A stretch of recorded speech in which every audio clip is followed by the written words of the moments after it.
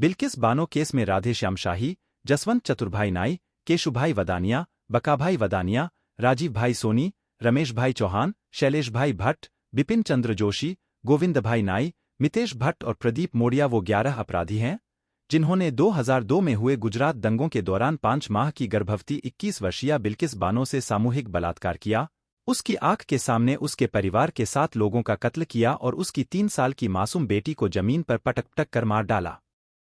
इतनी जघन्यता करने वाले इन नरपिशाचों के अतिरिक्त 7 और लोग इस जघन्य कृत्य में शामिल थे, उनके खिलाफ भी एफआईआर हुई थी, मगर सबूतों के अभाव में वे कानून के शिकंजे से बच निकले। 11 नरपिशाचों, जिनके खिलाफ पुख्ता सबूत हैं, को सजा तक पहुंचाने के लिए बिल्किस ने बहुत लंबी लड़ाई लड़ी है। मानवता को शर्मसार करने वाले इन खूंखार कातिलों को तो उसी वक्त सरेआम फांसी पर चढ़ा दिया जाना चाहिए था, लेकिन भारतीय कानून ने इस बिना पर कि उकसावे में बेहक कर उन्होंने ऐसा जघन्य कांड किया, उन्हें आजीवन कारावास की सजा दी। लेकिन जिन अपराधियों के सिर पर गुजरात सरकार का वरदहस्त है, उनके लिए आजीवन कारावास तो पिकनिक मनाने जैसा रहा। सरकारी दामाद बनकर वे जेल में भी ऐश करते रहे और फिर गुजरात सरकार ने उन्हें अच्छे चालचलन का तमगा देकर समय पूर्व ही उनकी जेल से रिहाई करवा दी। अब भले ही सुप्रीम कोर्ट ने उन्हें फिर वापस जेल भेजने का हुक्म सुनाया है, मगर बिल्किस की लड़ाई का अभी अंत नहीं हुआ है। इस फैसले के बाद भी बिल्किस को न्याय मिलने का सवाल चर्चा में है। अपना फैसला सुनाते हुए सुप्रीम कोर्ट ने गुजरात सरकार को भले लताड़ा और कहा कि जिस राज्य में ट्रायल पूरा हुआ, जिस राज्य में उनको सजा सुनाई गई, अगर समय पूर्व रिहाई का फैसला करना था तो वही राज्य कर सकता था, गुजरात नहीं। ऐसा कहकर कोर्ट ने गेंद महाराष्ट्र के पाले में डाल दी है। महाराष्ट्र में भी बीजेपी की सरकार है, ऐसे में अपराधी कितने दिन जेल में रहेंगे, यह आने वाले समय में पता चलेगा। 8 जनवरी को जब सुप्रीम कोर्ट ने आजाद घूम रहे अपराधियों को फिर जेल भेजने का फैसला सुनाया, तब वकील शोभा ग्रोवर के हवाले से बिल्किस का बयान आया, मैं 1.5 साल में पहली बार मुस्कराई हूं। बिल्किस के इस छोटे से बयान से उस तनाव, डर और परेशानी को समझा जा सकता है जिसका सामना वह और उसका परिवार बीते 22 सालों से कर रहा है। न्याय पाने और अपराधियों को सजा दिलवाने की इस लड़ाई में बिल्किस और उसके परिवार को कभी सहज जीवन नहीं जीने दिया है। इस दौरान उसने और उसके परिवार ने डर के कारण कई बार घर बदले। डर था कि कहीं उनकी हत्याएं न हो जाएं। यह डर अभी भी कायम है।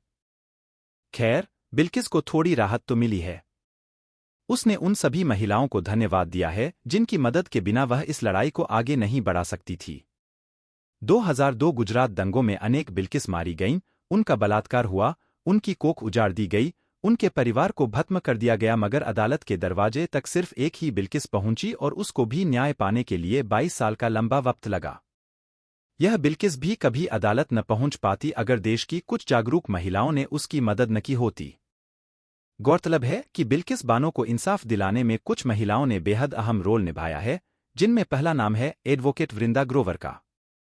वरिष्ठ अधिवक्ता वृंदा ग्रोवर सुप्रीम कोर्ट की वकील हैं। उन्होंने बिल्किस के लिए न सिर्फ कानूनी लड़ाई लड़ी बल्कि न्याय दिलाने के लिए अपनी पूरी ताकत झोंक दी। ह्यूमन राइट से जुड़े आंदोलनों में सक्रिय रहने वाली वृंदा ग्रोवर सांप्रदायिक और टारगेट हिंसा जैसे मामलों के खिलाफ सख्त कानून बनाने की पक्षधर हैं। सुप्रीम कोर्ट के फैसले पर वृंदा ग्रोवर ने कहा, यह एक बहुत अच्छा निर्णय है जिसने कानून के शासन और इस देश के लोगों, विशेष रूप से महिलाओं की कानूनी व्यवस्था और अदालतों में विश्वास को बरकरार रखा है और न्याय को सुनिश्चित किया है। गुजरात सरकार ने बिना अधिकार के दोषियों को सजा में छूट दे दी। सरकार का आदेश कानून के खिलाफ था। सामाजिक कार्यकर्ता सुभाषिनी अली बिल्किस बानो का गैंगरेप होने के 2 दिनों बाद गुजरात के एक राहत शिविर में उनसे मिली थीं और बिल्किस के साथ हुए भयावह कृत्य को सुनने के बाद उनके रोंगटे खड़े हो गए थे। सुभाषिनी अली ने कोर्ट में बिल्किस को न्याय दिलाने के लिए याचिका दाखिल की थी। सुभाषिनी अली कहती हैं कि जब उन्होंने गुजरात सरकार द्वारा दोषियों की रिहाई के फैसले को सुना तो लगा यह न्याय की समाप्ति जैसा है। मेरे लिए यह बिजली के शॉक जैसा था। लेकिन हमने फिर याचिका दाखिल की और कपिल सिब्बल, अपर्णा भट्ट व अन्य फेमस वकीलों ने इस मामले में हमारी मदद की। सुभाषिनी अली कहती हैं, हम सब ने देखा कि एक ओर प्रधानमंत्री लाल किले से भाषण दे रहे थे और दूसरी तरफ इन दोषियों की रिहाई का स्वागत माला पहना कर किया जा रहा था। इस घटना के बाद बिल्किस ने कहा था कि क्या यह न्याय का अंत है। उसी के बाद ऐसा लगा जैसे हमें बिजली छू गई हो। हमने तभी सुप्रीम कोर्ट का दरवाजा खटखटाने का फैसला किया। कई सालों में ऐसा फैसला आया है जो किसी सरकार के खिलाफ है। मैं जजों की हिम्मत की दाद देती हूं। मगर यह भी सोचा जाना चाहिए कि कौन इतनी लंबी लड़ाई लड़ सकता है और कितने लोग सुप्रीम कोर्ट तक जा सकते हैं। बिल्किस मामले में पत्रकार रेवती लाल तीसरी याचिकाकर्ता थीं। रेवती कहती हैं, जब याचिका तैयार हुई तब 2 याचिकाकर्ता थे और एक तीसरे की जरूरत थी। तब उन्होंने मुझसे संपर्क किया तो मैं तुरंत इसके लिए तैयार हो गई। बिल्किस बानो के गैंगरेप के बाद जब मैं उनसे मिली तो याचिकाकर्ता बनने के लिए बिना किसी इफ़बट के मैंने हामी भर दी। मूलतया दिल्ली की रहने वाली रेवती लाल कहती हैं, गुजरात दंगों के बाद मैंने एक निजी चैनल के लिए वहां पर पत्रकार का काम किया और मेरे जेहन में यह मामला बैठा हुआ था। जब इस मामले में 11 लोगों को दोषी ठहराया गया तो मैं वहां थी और मैं बिल्किस की प्रेसवार्ता में भी मौजूद थी। रेवती लाल गुजरात दंगों पर द एनाटॉमी ऑफ हेट नाम से किताब लिख चुकी है। प्रोफेसर रूपरेखा वर्मा भी बिल्किस मामले में अहम याचिकाकर्ता है।